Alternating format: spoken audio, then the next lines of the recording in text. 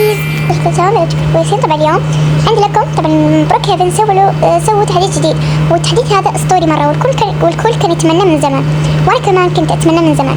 فقبل ما نبدا الفيديو حطوا لايك واشتركوا في القناه فيلا. وطبعا تخيلوا الراس المخفي مجانا. طبعا الحين حاطط لكم الكود حق الراس المخفي.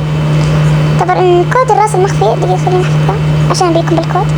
اوكي، كود الراس المخفي هذا هو اللي هو 134-082-579. طبعا ظاهر لكم على الشاشه الرقم، خلونا نشوف.